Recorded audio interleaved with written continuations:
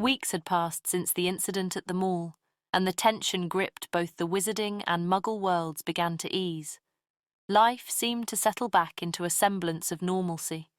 The newspapers were filled with the usual headlines: politics, sports, and the occasional oddity, but nothing that hinted at the magical disturbances that had caused such alarm. The ministry's efforts to contain the situation appeared to have paid off, at least for now. Harry had allowed himself to relax a little, though the uneasy feeling in the pit of his stomach never entirely went away. He was still vigilant and cautious, but with no new incidents to investigate, he tried to focus on the present, his job, his relationship with Andrew, and living a life that for once felt almost ordinary. It was a cool evening as Harry and Andrew walked home together. The sun was setting behind the London skyline, casting long shadows across the streets. They walked in comfortable silence, their hands brushing occasionally as they moved side by side. Harry cherished quiet moments like this the most, when the weight of his past and the worries of the present could be momentarily set aside. Andrew glanced at Harry with a soft smile. "I thought we should try that new restaurant on the corner. I've heard good things about it." Harry returned the smile, nodding. "Sounds like a plan. I could use a night out." Andrew chuckled. "I think we both could. It's been a while since we had a proper date without you getting called away." Harry's smile faltered briefly, a reminder of his life's unpredictable nature. But before he could dwell on it, Andrew nudged him playfully. "Hey, no brooding allowed tonight. Just good food and even better company." Harry laughed, the sound lightening his mood. "All right, no brooding, I promise." They continued down the quiet street, the glow of the streetlights beginning to flicker on as dusk settled in. But as they walked, Harry couldn't shake a strange feeling that had started to gnaw at the edges of his awareness, a sense that they weren't entirely alone. His steps slowed, and his eyes subtly scanned their surroundings. Nothing was out of the ordinary, just the usual bustle of the city, a few pedestrians and cars passing by. But the feeling persisted, a prickling at the back of his neck that he knew better than to ignore. Andrew noticed Harry's change in demeanour and raised an eyebrow. "You all right?" Harry forced a smile, not wanting to alarm him. "Yeah, I'm fine. Just thought I saw something." Andrew looked around, his gaze following Harry's. "See what?" Harry shook his head, trying to dismiss the unease. "Probably nothing, just my imagination." But even as he said it, Harry's senses remained heightened, alert to every shadow, every movement around them. Years of training and experience had honed his instincts, and he knew better than to brush off such a strong feeling. Someone, or something, was watching them. They continued walking, but Harry's mind raced, trying to determine the source of the unease. Was it lingering paranoia from the recent incidents? Or was there truly someone out there, hiding in the shadows, observing their every move? Andrew seemed to sense that Harry wasn't entirely convinced by his reassurances. He slipped his hand into Harry's, giving it a gentle squeeze. "You're sure everything's okay?" Harry glanced at Andrew, his heart warming at the concern in his boyfriend's eyes. "Yeah," he said softly, "I'm sure." But as they approached their flat, Harry couldn't resist the urge to glance over his shoulder one last time. The street was empty, and the evening was calm. Yet the feeling of being watched lingered like an itch he couldn't quite scratch. He made a mental note to be more cautious and keep his guard up. The quiet weeks had been a welcome respite. But Harry knew better than to let his guard down completely. The peace they were experiencing now might be the calm before the storm. As they reached their building, Andrew fished out his keys, unlocking the door and pushing it open. He turned to Harry with a reassuring smile. "Come on, let's get inside. Maybe we can make some plans for that date night." Harry nodded, following Andrew inside, but his mind remained elsewhere, lingering on the unsettling feeling that had followed them home. Back at their flat, the atmosphere was charged with anticipating a night out. Andrew stood in front of the mirror, adjusting his tie and smoothing out the front of his crisp, elegant suit. He had gone all out tonight, determined to make this evening special. After weeks of interrupted plans and near misses, he was ready for a night just for them. No distractions, no work, just the two of them enjoying each other's company. "Harry, come on," Andrew called out, his voice carrying a playful hint of impatience. "You won't show up in jeans and a t-shirt, are you? This place has a dress code, you know." Still in the bedroom, Harry rummaged through his wardrobe with far less enthusiasm. I'm coming," he muttered, pulling out a button-down shirt and a pair of slacks. Dressing up had never been his forte, and the idea of spending the evening in a fancy restaurant felt slightly at odds with the tension simmering beneath the surface all day. As Harry buttoned up his shirt, his phone buzzed on the nightstand. He picked it up, glancing at the screen, and saw Charlie's name flashing across it. A frown creased his brow as he answered, knowing this call would change his evening plans. "Charlie," Harry said, trying to keep his voice steady as he held the phone to his ear. "Harry, I need you to come over as soon as possible." Charlie's voice is urgent. "I've found something. A clue about what's been happening. It's important." Harry's hand paused mid-button, his earlier unease intensifying. "Are you sure? What kind of clue?" "Just get here," Charlie insisted. "I'll explain everything when you arrive, but we don't have much time. This could be big." Harry sighed, frustration bubbling up within him. Of all the times. He could already picture the look on Andrew's face. "All right, I'll be there," he replied, unable to hide the edge in his voice.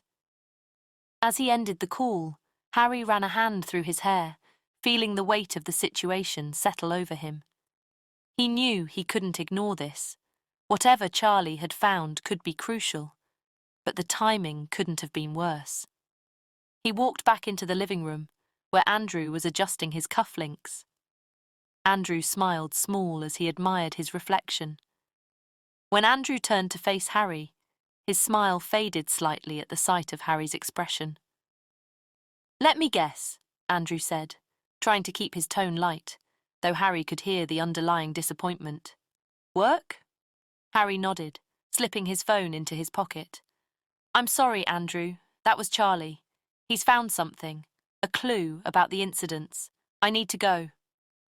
Andrew's shoulders slumped, and he heaved a heavy sigh, his eyes reflecting Harry's frustration. Of course, because why would tonight be any different? He ran a hand through his hair, then forced a smile, though it didn't quite reach his eyes. "What time will you be back?" "I'll meet you at the restaurant by 9, Harry promised, stepping closer to Andrew. "I won't let this take all night, I swear." Andrew studied Harry's face for a moment, then shook his head with a soft, resigned laugh. "You know, I keep thinking that one of these days we'll actually get to have a date without something coming up. But I guess that's just wishful thinking, isn't it?" Harry felt a pang of guilt, reaching out to take Andrew's hand. "I'm really sorry, Andrew. I want this evening with you. Believe me, I do. But it could be important." Andrew squeezed Harry's hand gently, his expression softening despite his obvious disappointment. "I know, Harry. It's just, I was really looking forward to tonight." "I'll make it up to you," Harry said earnestly. "We'll have our date and it'll be perfect. Just give me a little time." Andrew nodded, though the sadness in his eyes remained. "All right. Just be careful, okay? And don't be too late." Harry leaned in and kissed Andrew softly, silently promising to do everything in his power to make this right. "I will. I'll see you at 9.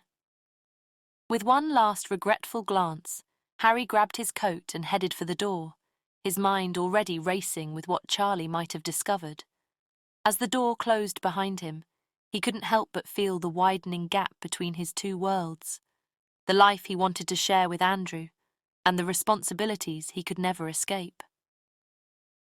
Andrew watched the door shut, letting out another sigh. He adjusted his tie one last time, his heart heavy. 9 o'clock, he murmured to himself. Let's hope it's not just wishful thinking. Harry arrived at the cafe near the zoo with a scowl and a storm brewing in his chest.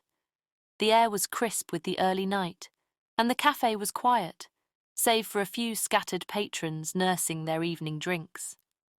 Charlie was seated at a corner table, a cup of tea in front of him, his expression serious yet patient.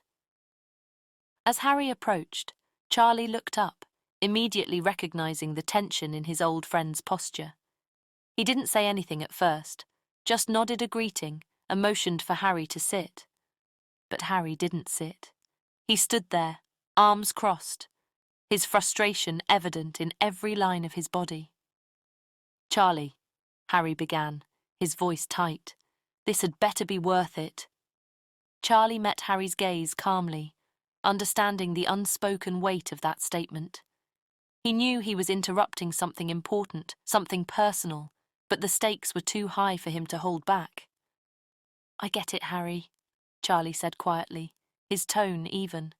"You have your life, your commitments, and I'm sorry for dragging you into this, but what I've found is that it's bigger than us. It's bigger than a date night." Harry's eyes narrowed, a flicker of anger sparking within him. "You don't get it. Whenever I think I can have something normal, something good, this world pulls me back.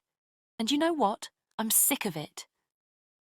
Charlie didn't flinch under Harry's intensity. He simply nodded as if he'd expected this reaction. "If you want to go, Harry, you can. I won't stop you, but I called you because I thought you'd want to know. Because if what I've found is what I think it is, not just our lives on the line." That last sentence hit Harry like a punch to the gut. The anger simmering just below the surface suddenly surged, and before he could stop himself, a jolt of magic burst from him. The lights in the cafe flickered, the cups on the table rattled, and a gust of wind rushed through the room despite the closed windows. Harry's eyes widened in shock at his outburst, and he quickly calmed down, taking deep, steadying breaths.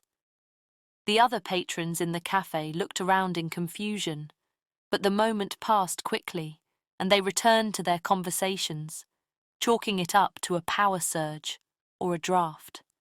However, Charlie watched Harry with quiet concern, not saying a word until Harry regained his composure. "Sorry," Harry muttered, rubbing the back of his neck. "I didn't mean to."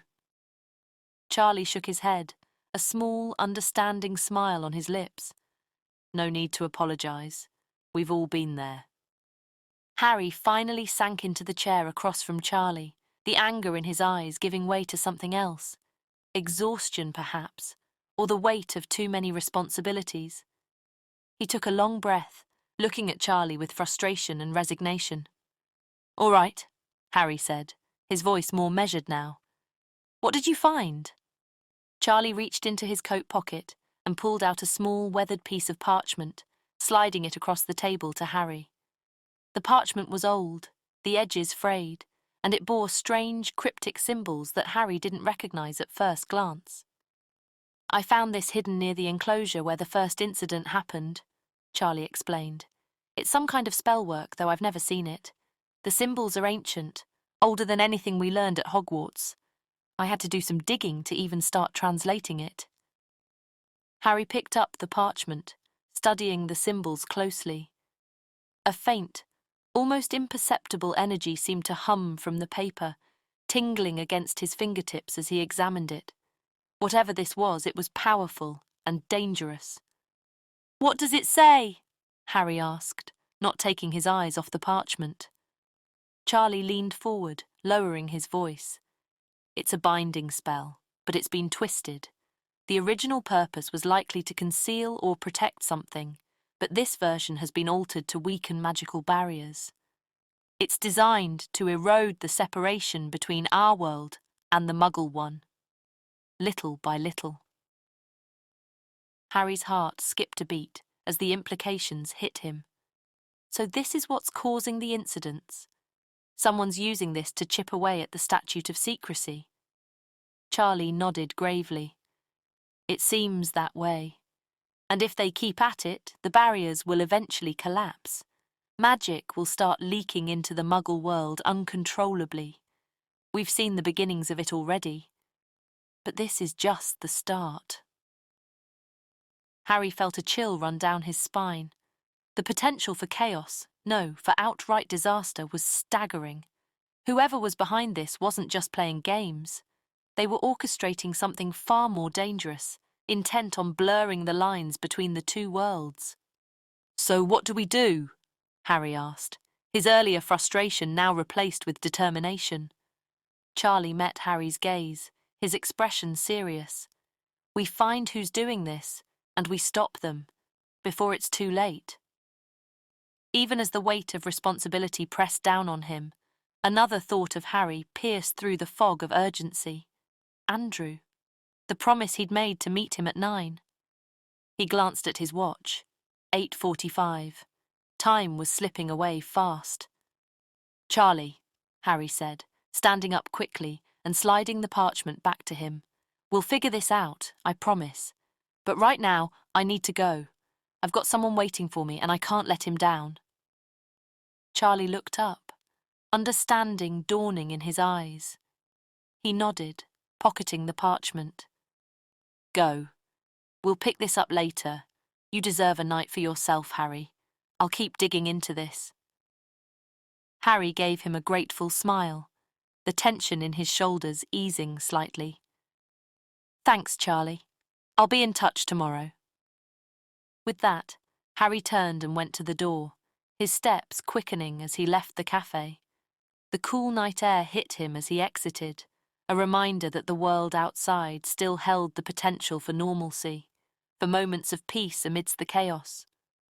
As he broke into a light jog, Harry's thoughts shifted from the dark revelations of the evening to the lighter, warmer prospect of seeing Andrew's face, of making it in time for their date. He couldn't undo the interruption, but he could still salvage the night, still show Andrew that, despite everything, he was a priority. Weaving through the evening crowd, Harry picked up his pace, determination driving him forward.